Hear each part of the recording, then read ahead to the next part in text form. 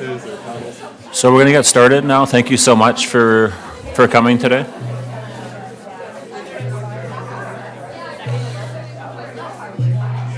So feel free to continue to get food and take a seat. Very open environment here. I know it's cold and snowing outside. So my name is Derek Gamal Joseph. I love the energy in the room. That makes it such a good start. So my name is Derek Gamal Joseph. I'm a member of Nation, which is in northern British Columbia. I work with Indigenous initiatives and partnerships and Indigenous services, and also, of course, the Indigenous piece and parts of the Diversity Circles project. So we're very happy to have you here today, and we're very excited to have our two-spirit reconciliation discussion and our good friend Harlan. I just wanted to take a sec to recognize the different communities that we engage with the Diversity Circles and acknowledge the two-spirit people as strong people and guidance that we receive. And myself, I actually get the question asked, quite a bit about two-spirit, and I'm not in that place to answer the questions, and that's a big part of why we've reached out to pay respect to the two-spirit energy and have guidance. So we're very happy to have Harlan here. Before we introduce Harlan, we would like to bring up, Splash is here. And we're going to have Splash share a song to welcome Harlan.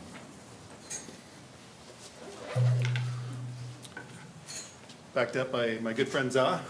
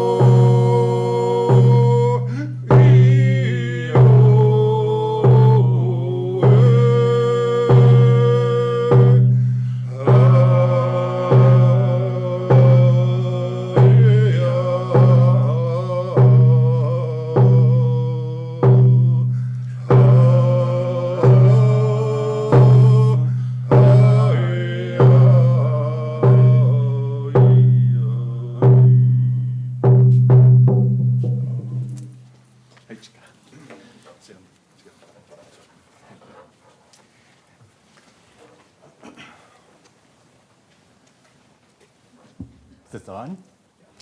Yay!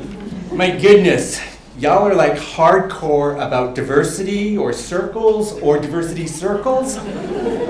It is so yucky outside and makes my heart warm and so happy and singing to see so many people here to take up the conversation of two-spirit reconciliation, honoring the truth and reconciling the future. Danze, Netocham Harlan Pruden, Waka no Mani, Motormouth Mabel, nēhiyaw.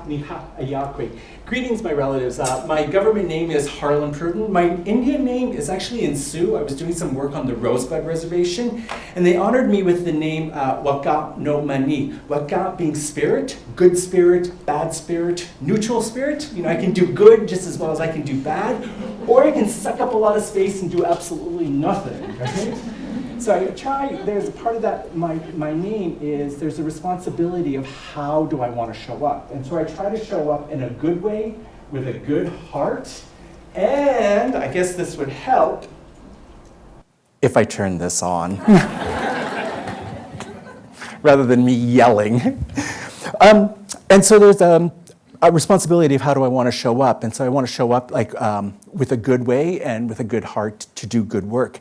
Nom is two and mani is a sacred journey.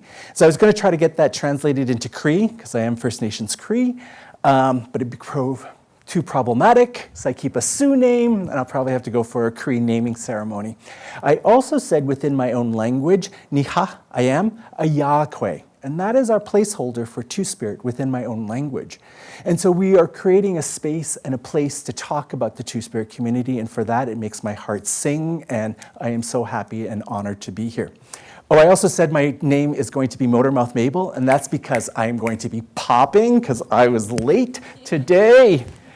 So where are we going? So conversation of who and what is Two-Spirit, we will be putting a frame to that conversation. And then a framework in broad within like 3 or 4 slides of what does to understand and to contextualize reconciliation. And then I'm probably going to skip over this, but it's a journal article that I am working on right now. It's a quantitative research within an Indigenous framework, and it's a submission for the Lancet article. So if I have a little time, I will be talking about that, or I'll just skip that, and you'll pick up the Lancet when it's published. So the concept of Two-Spirit. So this is the closest that you're going to get to a definition of what Two-Spirit is. And so the concept of Two-Spirit, first of all, Two-Spirit is a community organizing strategy or tool and not an identity. Implicit with identity is endpoint. But with Two-Spirit, it is a way for us to organize those individuals that are Indigenous to Turtle Island and who are LGBT. And so when you have the intersectionality of those two identities, then it opens up the possibility for someone to answer the call of Two-Spirit. If you're not Indigenous to Turtle Island and you are not LGBT, you cannot use the term Two-Spirit. And we have to be really clear about that. Because as a community organizer that is working with LGBT people who are Indigenous to Turtle Island, if anyone and everyone can use the term Two-Spirit, then my job as a community organizer becomes impossible, if not nonsensical. But that said, if there are teachings in this talk that resonate with you, I encourage you, and the current binary or current regime is not fitting or becoming of you, come up with your own term. And I will be there to fight and to honor and to witness and acknowledge your own term. And I hope that that would be mirrored back to us in the fighting and the honoring and the witnessing of our way of organizing around the term Two-Spirit. The term Two-Spirit doesn't make sense unless it's contextualized within an Indigenous framework and or community. And for this talk, I'm using Indigenous and Indigenous people to represent all First Nations, Inuit, and Métis people exclusively. Aboriginal people, Native people, Indian, and Indians will be used when reflected in the literature under discussion, but wherever possible, cultural-specific names will be used. Two-Spirit within a traditional setting was a gender analysis opposed to a sexual orientation analysis. Many of our nations had more than 2 genders. Some had 3, 4, 5, 6, and some nations had 7 different genders. How do we understand a world that has more than 2 genders? We'll be diving into that in a little bit. And then today, most people associate the term with LGBTQ plus Native people or Indigenous people. However, the work of Two-Spirit organizations, leaders, community members, and elders is more akin to this traditional and or this pre-contact notion or understanding around Two-Spirit. Where did Two-Spirit come from? So a little bit of the etymology of Two-Spirit. So up until contact, those nations that had a Two-Spirit tradition, we had our own words within our own languages that named, identified, and accounted for those other genders. And I modeled it at the beginning of this talk when I introduced myself. I said, nēhiyaw, I am, a Yahweh. I didn't say I was man, I didn't say I was a woman. I said that I am Two-Spirit within my own language. So we had our own words within our own languages for those traditions and nations that had a Two-Spirit tradition. Now I put 1492, because that was kind of like a big year for us, right? Here we were just rambling around on our big old continent, lost, right? And then Cece shows up. I've discovered you. I'm like, thank God, we've been lost. The real narrative, and this is also a little teaching, is your vantage point is going to give you a framework. In that the real story, or the story that we tell us, that we know to be real, is on October 1492, the Indigenous population and people of Hispaniola, that we would know as Hispaniola today, they woke up and they discovered CC on their shores. So we just met is what is our managing our own internal biases and looking for other points or other ways in which that the truth can be shone and seen. So 1492 to around 1989, 1990, the term berdache was used. Now berdache is this French word, right? There were these French missionaries that were wandering around Turtle Island, right? And they saw these individuals that were like maybe wearing a man's top and a woman's skirt.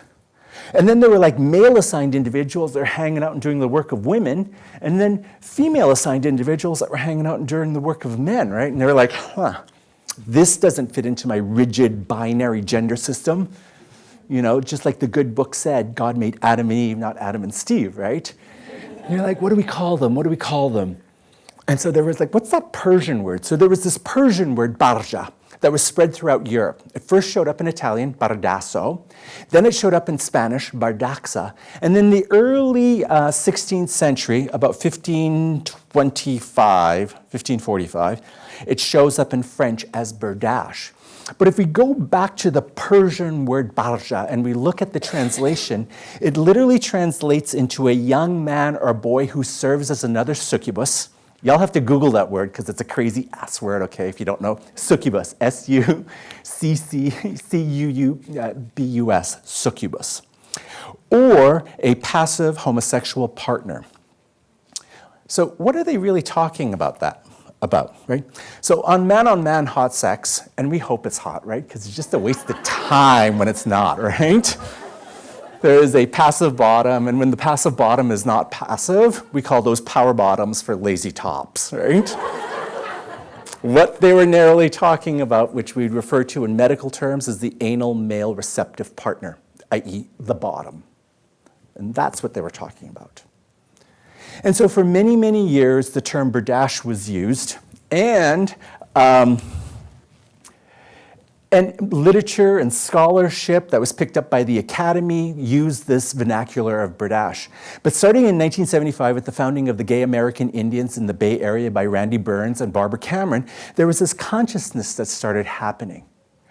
And it culminated at the third annual International Gathering. It was the Basket and Bow Gathering, a gathering of gay and lesbian Native Americans. And this particular gathering was in Manitoba, just outside of Winnipeg, and it was at that gathering that a grand council or talking circle was formed. And they said, you know, we hate this word berdache. It's base, it's all about sex, and it's about a particular role within sex. It is about he and him. It's not honoring or inclusive of our Two-Spirit sisters. And for many, many other reasons, they dismissed the term. But then the work was, how are we going to organize, and how are we going to organize within a pan-Indian or within a transnational framework? And so after many, many rounds and much discussions, they came up with the term Two-Spirit. They wanted a term that reflected a combination of both masculinity and femininity, which attributed to males in feminine roles and females in masculine roles. And there you get a pivot. The pivot was around your role or your agency within society, i.e. gender, and not about sex or sexual orientation or what type of sex you're having. A combination of both masculinity and femininity, which attributed to males in feminine roles and females in masculine roles. And there is the tension, and we will explore that in a little bit. Also, it must be important to note that it was a political statement. It was a statement of sovereignty, it was a statement of sovereignty of body and also of land. The community was like saying, you missionaries, you members of the Academy that are doing research and scholarship on us, you have no right to name us. That right belongs to us. And we choose Two-Spirit. So you will see literature up until around 1995, 96 that still uses the word berdache. We find the word berdache offensive, and we take it as an insult. So if you see it within any literature, the scholarship may hold true. The name, take a little pencil, cross out and write two-spirit. Not two-spirited, because we're not a verb. Not two-spiritness, we're not an adjective. Just two-spirit, period. Two-spirit. And word, and your word processing does not like it, us. We don't care. So how do we conceive of a world that has more than two genders, right? So first of all, this list is a survey. So I just looked across Turtle Island and I just picked and chose a couple of examples. Each of them are nation-specific. I am only going to talk about two from a nation-specific context, and that will be mediators and love potions from a Cree ontology or a Cree lens, and then name-giving from a Sioux perspective and a Sioux lens or Sioux ontology. So if I were to make you all a part of the Cree Nation, right? Bang, you're a part of the Cree Nation, right? One, how does it feel to be a part of the best nation in the whole wide world? Pretty damn cool, right? The way that us Crees, how we formed, is that we had two big dominant camps or two big dominant societies, right? Y'all on this side of the room, y'all are going to be a part of our women's camp. Y'all gather. Y'all on this side of the room, y'all are part of our men's camp. Y'all hunt and go out on war parties. Now, I also want to explain, English hides a lot of things. We actually don't have a word for a woman or a man. Y'all would be known as the carriers of water or the givers of life, is our literal translation of esqueakan. Y'all on this side of the room for Napweo is the givers of fire. And so English is obscuring our actual translations because we don't actually have words for, and so your carriers of water and the givers of fire is about your community role. And so I just want to nuance that out a little bit, that English obscures and hides a lot of things that we just don't have words for. So back to English. Women, y'all gather, y'all hunt on this side. And the way that us Crees also worked is that a man was never allowed in a woman's camp and a woman was never allowed in a man's camp. And y'all spoke different languages. It's not true. You spoke technical languages. Technical languages around your techne of gathering, techne of hunting, right? And that'd be no different from like the technical language that I use at UBC, right? If you were a part of my community and my technical language, you would know that I'm a Ph.D. student in ISGP, and I primarily take my courses at FNIH and JRSJ, right? Coded language. That's no different from your coded language here within this institution. So if there was ever imbalance or disharmony or discord amongst these two dominant camps, a woman couldn't walk over to the man's camp and say, what are you silly gooses up to today, right? And a man couldn't walk over to the women's camp and say, hey, women, what's going on? What's happening, right? But guess what? Us as a Yahwehs, we were schooled in both of your languages. We were often schooled in both of your techne of gathering, as well as your other arts, and also the techne of hunting, as well as other arts and community roles. And we were the only people that had unfettered and equal access to both camps. And so if there was ever conflict, we could roll over to the women's camp. We're like, hey, women, what's going on? What's happening? Hey, man, what's the skinny? What's going on? And literally, we could float back and forth and restore balance and harmony amongst these two camps. Our givers of water and carriers of water couldn't do this. Our keepers of the fire couldn't do this. Just us as a Yahweh could do this. Our role within community, our community role. No different from you hunting and no different from you gathering. Now, we want to romanticize that. And I remember when I started this work, I was like, man, that is the bomb, right? However, it would be like me taking the work of women and elevating it and making it super important, or taking the work of the men and elevating it and making it super important. It wasn't. It was just that we had a different role within function that made us just like everyone else, equal, but we just had a different function within a different community role. No better, no worse, no equally valued, but it was just a different sum that added to the greatness of the whole. So I share that with you.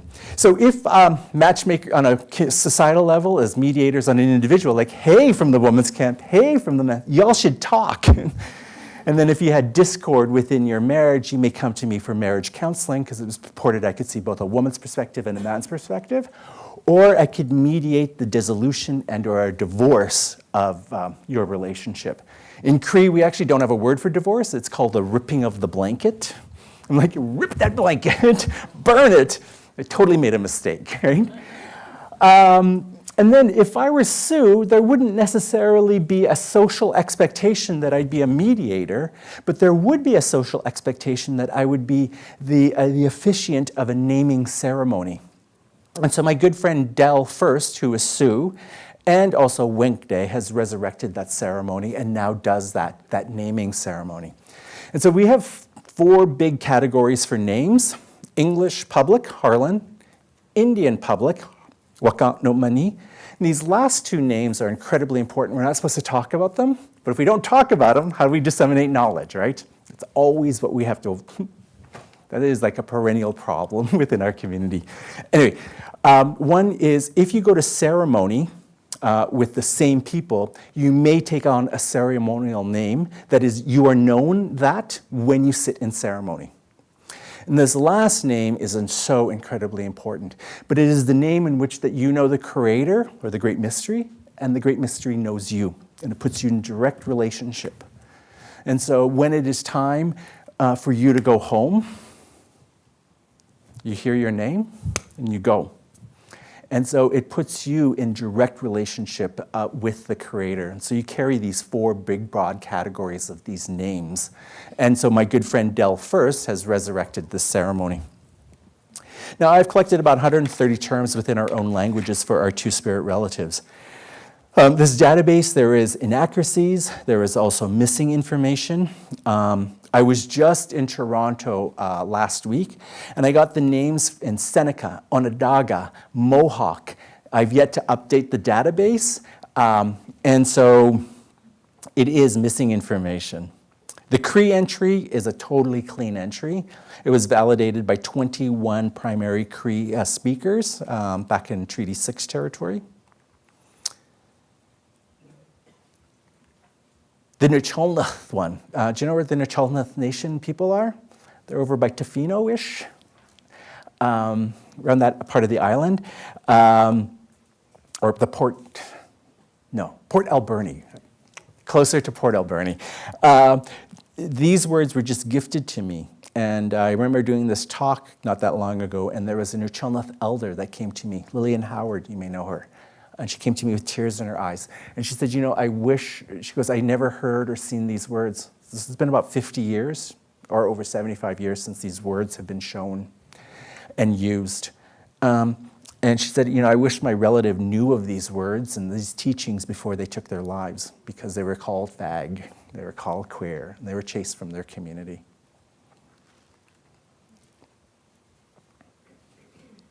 Probably about 8 weeks ago, I was gifted these words from the Gwasala, or the New Hulk Nation near Bella Coola.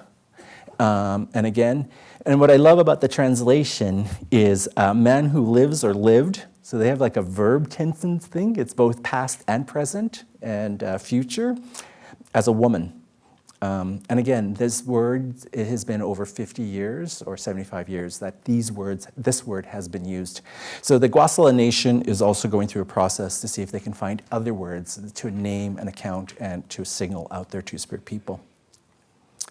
So how these words are so incredibly important. For where there's a word, there's a story. Where there's a word, there's an experience, but more importantly, experience history. Where there's a word, there's a people. So how we operationalize and use Two-Spirit, like, hey, Two-Spirit community, we're doing a powwow, right? If the individual answers that call, is male assigned and a part of the Zuni Nation, we gift them their word lahamana. And then we offer a framework of how do we understand and contextualize what lahamana means, and that's this talk. And then often there's this transformativeness that happens, and I've witnessed it and seen it over and over again. In absence of these words and the framework, Often our Native people think that they have to make a choice between being LGBT and an Indian. And what do? Or they're either forced from their nation because they're called a fag, a queer, a dyke, and all those other yucky words. So they think that their culture is turning their backs on them, so they turn their backs on their culture and they run off to an urban setting like Vancouver, New York, San Francisco, Toronto, and where they join the gay community.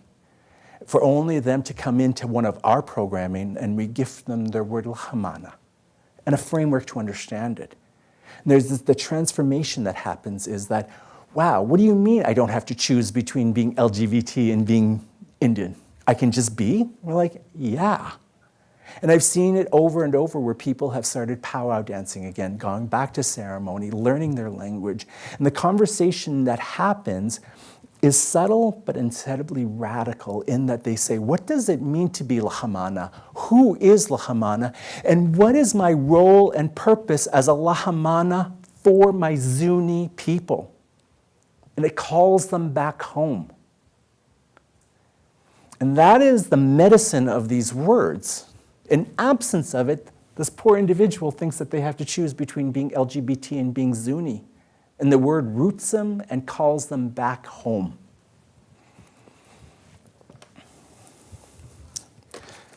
Who were some of our Two-Spirit people of long ago? So there are only about 20 known historical images of our Two-Spirit relatives. This is Wiwa from the Zuni Nation when they were an adult. This is Wiwa when they were younger. You can see all of the Zuni girls, all of the Zuni boys. Where's Wiwa in the picture? Smack dab in the middle, holding that liminal space between those two different camps. Ozawadib, or Yellowhead from the Anishinaabe Nation, male assigned. Hastinkha of the Navajo Nation, male assigned, or Nadle. This is one of the only Canadian images, and I don't know much about this image. I know that it is postcard size, so it's 6 centimeters by 9 centimeters. And the coding with it is 2 men from Moose Mountain. Moose Mountain is like Carlisle, Saskatchewan, Treaty 4 territory. You can see this individual is fully expressed as a male. Legging, tunic, axe, arrow, a war bonnet. This individual is, there's a skirt, female breastplate, a shawl, a female tunic. Each one of these little white dots is more than likely an elk molar, and there are only 2 molars per elk. Someone is hunting for this person. She's like, I am large and in charge, and y'all can call me Marge, okay? This, the screen is shaking, or am I just having a little Pall Mall moment right now? This war bonnet is out of place, and especially with the coding of 2 men from Moose Mountain. So there are 4 possible realities, and all 4 hold true until I can get more information on this picture. 1, it is just a coding error, right? 2 men from Moose Mountain. Next! So it's just a coding error, right? The second possibility is a fetishization, where this is a female assigned individual, and she walked in and her hair was looking like Medusa, right? And the photographer was like, honey, that is not a hairdo, that is a hair don't, right? Quick, let's hide it. Not understanding the cultural significance of the war bonnet. So that could be a stage, like Edward Curtis was like notorious for that. If we didn't look Indian enough, he went to his little tickle trunk and he dressed us so that we would look more Indian and then snapped a picture, and then it became a part of the archive. So fetishization. This third possibility is that it is a male assigned, female assigned, and the female assigned individual is a part of the war bonnet society, a woman's war bonnet society. So there is documentation, especially from the Sioux Nation. Y'all would know about Custer's Last Stand. It's also known as the Greasy Grass or the Battle of Little Bighorn. 3 different names depending on who you're talking to, but it's the same war. As an outlier, when a war was incredibly important and everything was on the line, our women were conscripted and called up to war. And if they carried themselves in an honorable way, in a good way, with courage and bravery, and they lived, they may win the right to wear that war bonnet. And so we do have documented cases of female women of war bonnet societies. So that may be a case there. The fourth possibility is that male assigned, you see the mixing of regalia and or expression, gender expression between the two, where you have that headdress that's out of place. And it's a two-spirit person with their husband, a male assigned two-spirit person. Now again, all four possibilities hold true until I can get more information, and that's a part of my scholarship. There are very, very few pictures of our two-spirit sisters, and this is, the top right is right here in profile with a piece of hair is Lozen, a female warrior that fought alongside Geronimo and their wife Dotesi. And this is we don't have a picture, but we just have this sketch of Chief Barchiampe from the Crow Nation. And it was purported that, female assigned, and it's purported that they had 4 wives because they could sustain. There are 14 fires that make up the Crow Nation. Chief Barchiampe became the chief of one fire and then became the chief of chiefs and was female assigned.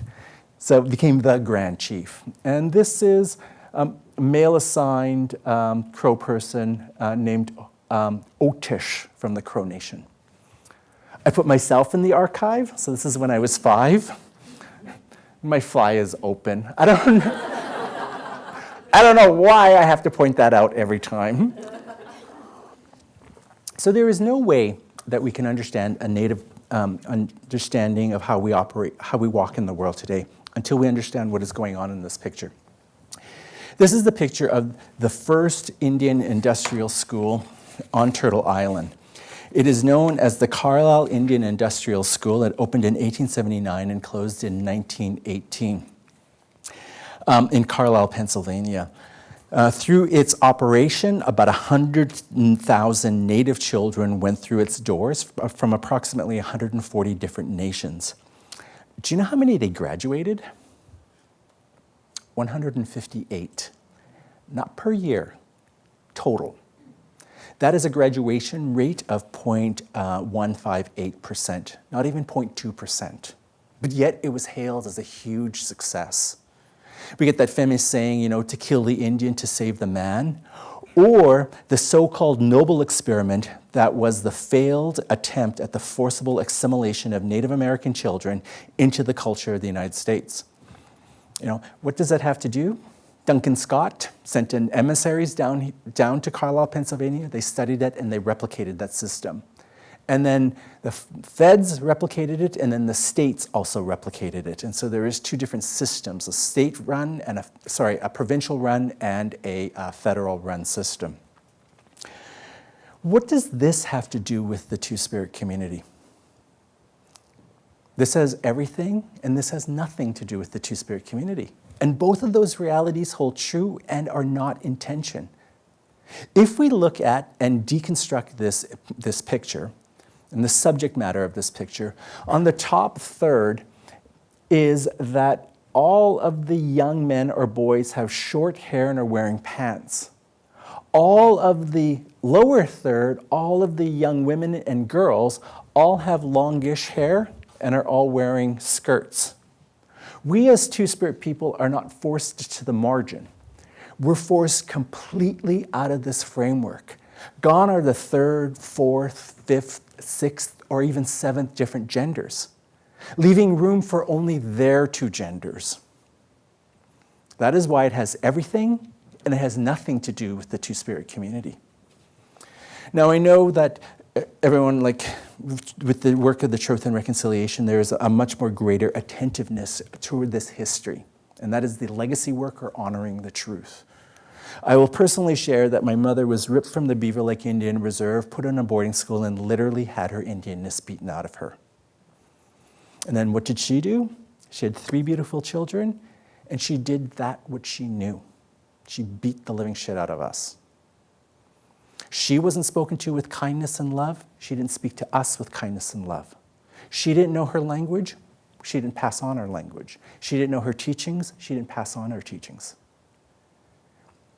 And it is how historical trauma bleeds into intergenerational trauma and kicks off these cycles of abuse that we are still working on today. Now, my mother has gone on. The work that I do is solitary. The conversations that I have is on my own, but the healing work must continue. And I remember, I moved out and emancipated myself, and I've been living on my own since I was 16. Not making good decisions. I was like 16, for Christ's sake, right? But it was safer for me to do that than to be a part of my family, because my mother was such a nasty-ass woman. Mean. And I held such a dark, dark place in my heart. It wasn't until I started looking at this picture and understanding what it represents that I was like, wow, my mother was only doing that which she knew. And so today there's compassion, there's understanding, moving towards love, but a deep appreciation of her walk. And so I lay that is like, that is the first part of reconciliation, is honoring the truth, knowing this truth, and knowing the impact of these policies. This is Tom Torino from the Navajo Nation, who I don't know whether or not we're Nadle or Two-Spirit, but these PSAs are instilling the virtues of this school. And then you'll see on the right-hand side, the noble savage. And then like on the other side is like civilized, right? And whiter. Like what? Did they lighten that framework? This is only a 3-year period, 1882 to 1885. Also, it's incredibly important to note that the amount of gender policing that is going on in here. You'll see Tom Torino with long hair and the adornment, as well as what he is wearing, to fashioned into their understanding of masculinity. Short hair, suit, and tie. And again, gender policing is still going on today. When we tell our little boys, don't wear nail polish. No, you can't wear pink, you have to wear blue, right? This is an egregious example of the gender policing. So I've been talking a little bit about historical trauma, and I'm kind of big on definitions. And so historical trauma is a combination of immense losses and traumatic events that are perpetrated upon an entire culture. This is not like Superstorm Hurricane Michael rolling into the South Carolina and wiping out it's not. This is done through policies and laws, and those policies and laws are upheld by the criminal justice system or the courts of the conquerors. For Native people, this includes the losses of culture, language, land, people, ways of life, economic systems, ceremonies, and family structures. Family structures is huge because family structures is your core building blocks for societies and nations. And if that is being ripped apart and not made whole, how can we build healthy societies and healthy nations? We can't. My question, and it's not a rhetorical question, is what else was taken from us as Native people?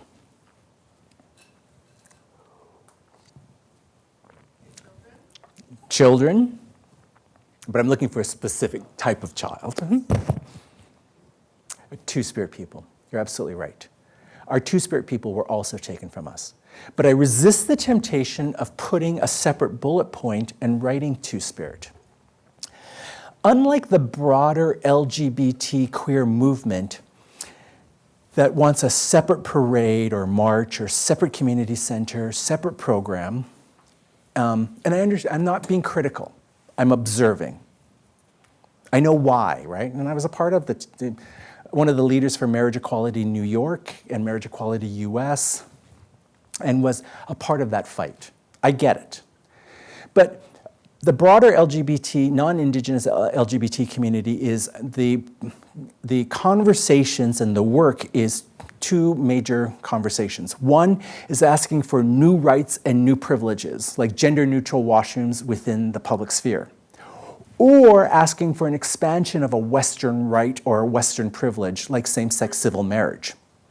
And that work is informed, it is theoretical, dreaming of a better tomorrow. For us within the Two-Spirit community, it is not theoretical. It is historical, based on experience. And it is integrative, not separate.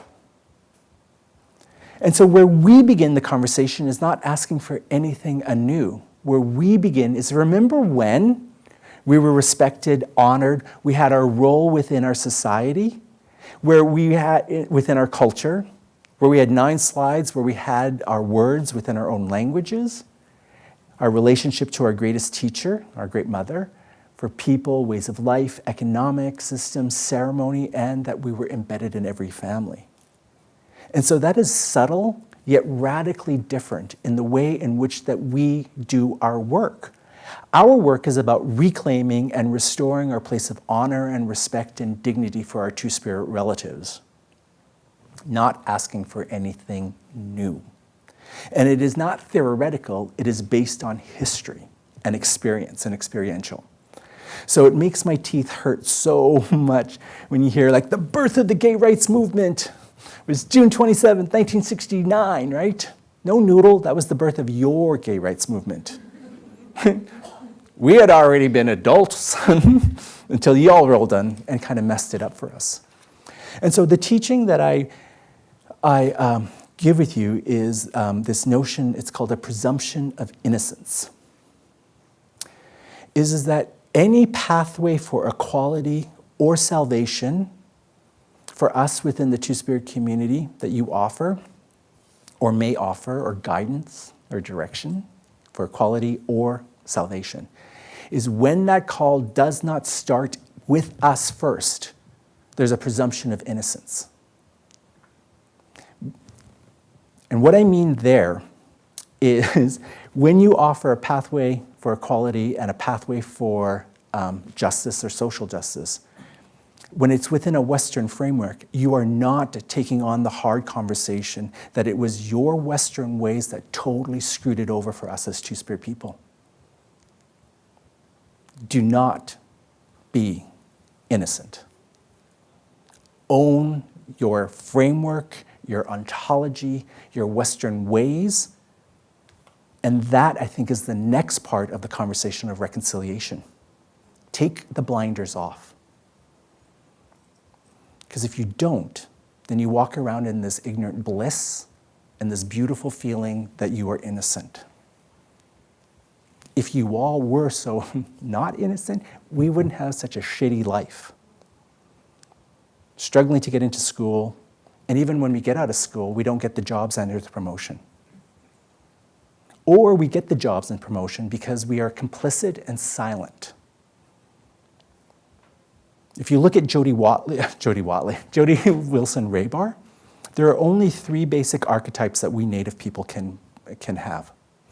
1, we are complicit and silent, the good Indian. And those ones excel within the system because they don't actually say the emperor doesn't have clothes. And they don't call your innocence, your presumption of innocence. If we call our innocence and say the emperor has 2 clothes, we're immediately categorized into 2 other remaining. And that is the angry Indian. If you listen to the counts, she was difficult to work with. She was demanding. No, she was probably saying, do your job. I want this report. But she was difficult. And then the other story in the narrative that you hear around the Whisper campaign is that she didn't have the educational accoutrements or the intellectual chops to hold that job, i.e. the dumb Indian. And if those don't work, there is also the possibility of a demotion or firing or the ending of your career. That is the landscape. We're allowed to be complicit, the angry Indian that we're tolerated, then dismissed, or the dumb Indian. We don't know what we're talking about. And then there's an erasure if those 2 tactics don't work. I have to write a paper about that. That is my next thing. What's going on? There's a lot going on.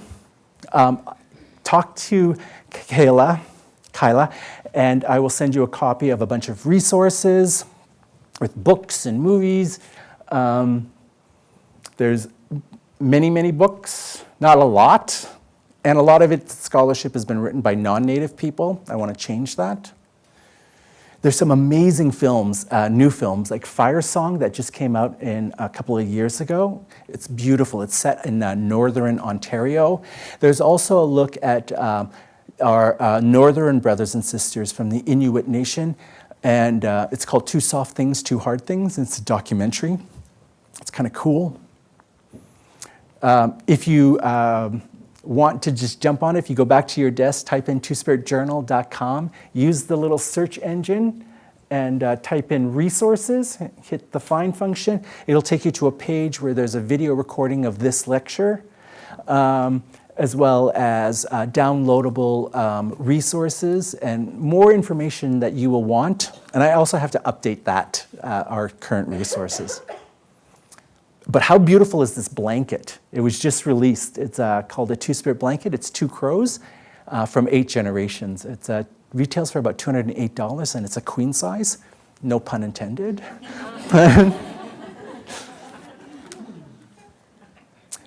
All right, so within our remaining couple of minutes, I would like to talk about truth and reconciliation. So truth and reconciliation, I would like to start off with a quote from Ry Morgan, who is the director of the National Centre for Truth and Reconciliation in Manitoba. You cannot delegate reconciliation. You have to own it. Whoever you are as an individual, a leader of a group or an organization, there is a calls to action that relate to you. There's 94 of them. There were 2 interlocking concepts with reconciliation.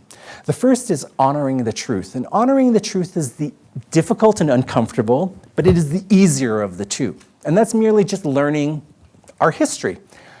What I call legacy work. Know your history and the impact of colonization here in Canada and the rest of the world. That's just watching YouTube videos. Type in residential boarding school and you will get lots of resources to know this history. Look at 60 Scoop. Look at the nuance of colonization as well as other policies that have brought us to where we are today. Reconciliation is 2 contiguous conversations. For us as Native people, we don't have to reconcile. Well, there's some reconciliation. We know our history. I bump up against it every day. My history is not history. For me and my Native people, our work for reconciliation is either to continue or to begin our healing journey that centers our ingenuity. And you hear that when I say things like the Cree Nation is the best nation in the whole wide world. I so believe that. That is reconciliation for Native people, so that they know wholeness and well-being. For non-Native people, their charge is to learn of our collective history and then to reconcile that history with today, so they do not either reap the benefits directly or indirectly, or that they do not repeat this history. That is the work, and that is what reconciliation is. The work of reconciliation is incredibly difficult, and it takes a lot of lift. There were these 3 interlocking documents. The first one is the 10 Principles of the Truth and Reconciliation. That is your foundation. Everything emanates from those 10 principles.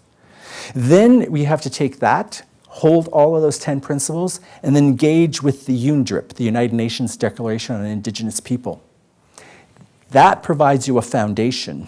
The foundation, then a framework, and then using the foundation, the principles, as well as the framework of UNDRIP, is then you pick up the 94 calls to action, and they will be rooted, grounded, and supported as you engage with them. So you have to hold 94 calls to action within your framework of UNDRIP that is rooted and founded on the 10 principles. And you must keep all of those at play to form the work. Yes, it's hard. So there are many, many definitions or framings or discussions around reconciliation. Not definitions, discussions around reconciliation. And when I moved, I lived in New York for 20 years, and about 4 years ago I moved to Vancouver. Everyone was like just throwing out reconciliation. I'm like, well, what are you saying, right? And I couldn't put because every time they would use it, I was like coming up with a new way of working it, and I got really confused, right? And so for the work that I've been doing at the BC Centre for Disease Control is that we've been carrying on conversations of reconciliation. And so I've had some time as a staff member there to reflect upon this. And I'm like, why didn't Justice Murray Sinclair, why didn't he offer a definition for reconciliation? If he would have offered a definition for reconciliation, it would have landed dead on arrival. Reconciliation is going to look something for you different than from you. Reconciliation is going to look something completely different within BCIT and within your departments.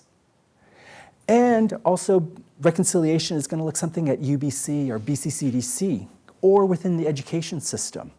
So to think that there is one way of doing reconciliation is wrong. And if to offer a definition means that it becomes nonsensical. So what my good friend Jessica, our team lead, is that we just looked at all of the writings and we decided to come up with our own framework to understand reconciliation. First of all, we added the C for reconciliation. There is a sense of agency, that you cannot think your way out of reconciliation. Reconciliation, why we are in the place that we've done is through policies and laws, action. It's going to take action for us to get out. Reconciliation is simply the intentional, reflective, communal self-examination of our ongoing action or journey as we chart a new way forward together. So you're like, wait a minute, Harlan, what the heck are you saying, right? So let's just break it down. Again, reconciliation, agency. It is simple. It is a rewriting of our relationships. One in which that colonizers do not think that their shit doesn't stink and that you are better than us. There's a meeting that is built on of respect and honor, and it is a meeting of same. One day it may even be a meeting where there is deep love. So it is simple, a rewriting of our relations. It is intentional. It's going to take a lot of thought and deep thought. It is reflective. Y'all are going to mess up. You're going to mess up. There's over like 535 years of colonization. We cannot just like wake up tomorrow and it's done. When you mess up, a mistake is only a mistake when you don't use it as a learning opportunity. You say, oops, more than likely I'm going to say, ouch, and then we move on. But you've learned how to modify your behavior or to modify your thoughts and your actions. And it is communal self-examination. And this is like, kind of like intention to the 19th century liberalism, where this is a native concept of communal self-examination. And basically what it is, I'm trying to convey within that is that what's good for me is good for us. And what is good for us is good for me. Communal self-examination. We must think of it as both, not one or separate or at tension.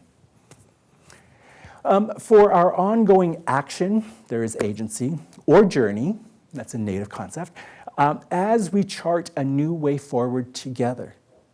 We have no idea where this is going. But the way it has been going is not sustainable for us as Native people. It must change. And so we offer this framework to help you with that work. And I know that if we all go there and where we are going, if we all get there together and we still love and admire and respect one another, it will be the right place. I know that for true. This is some research, yada, yada, yada more. It is heavy, quantitative. This is a concept of rewriting our relations. The research, what forms the foundation for is a fulfillment of the 18th, 19th, and the 20th calls to action of recognizing and implementing healthcare rights for Aboriginal people, measurable goals to identify and closing the gaps within our health outcomes, and distinct health needs of Métis, Inuit, and off-reservation Aboriginal people. If I had time to show you, it answers those and provides a response. All of your work, all of your strategic plans should have a corresponding calls to action. And if it doesn't, ask yourself why it doesn't. And if you cannot find a corresponding calls to action for your strategic plans or your work plans or your workflow, ask yourself, what am I doing? And so this other concept that I have is this rewriting. So of our relations. Right, R-I-G-H-T, make good again or correct. Write policies, programs, work plans, an actual physical writing. And it's read as writing with a W, or rewriting it and literally overlapping it and rewriting your laws, your policies, your work plans. And so it's read on multiple levels, and so I just want to deconstruct that for you all. References, I used to be able just to say my granny told me. Now I have to say this. How we say a formal thank you in Cree is Ginona skumptinina wawa, and the closest expression that we have to goodbye is examaga. And I say that it's the closest thing because we actually don't have a word for goodbye. Like unlike in English, the severing of ties, goodbye, right? Examaga has two translations. It literally translates into that's it for now, the A is important. But a closer translation is that now that our paths have crossed, they're forever intertwined, and they will cross again, either in this life or in some other life. So I look forward to the next time our paths cross. And it is with the greatest honor and humility that I say, Ginona skumptinina wawa examaga. Hai hai.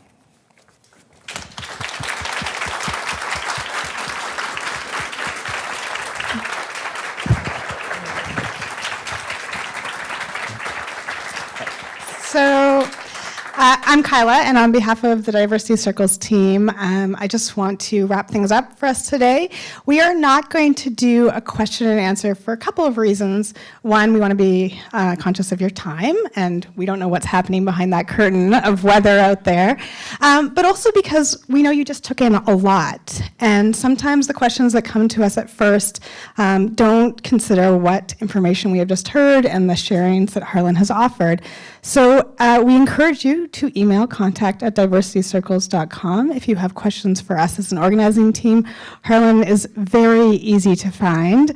In fact, I found him very easily and got him to join the Vancouver Public Library Board, and we had the chance to work together there. Miss you. Thank you. And so I just wanted to say personally thank you to Harlan. I've had many opportunities to sit with Harlan in these kinds of conversations. And from my own personal tradition, which is that of being Jewish, I can say that the teachings I have around asking questions and exploring more learning are ones that I see in Harlan, and I'm encouraged to do so every time I'm around him. So thank you, Harlan, and thank you to all of you and to BCIT for providing space for these conversations to happen and to continue happening. So thank you very much. Safe travels.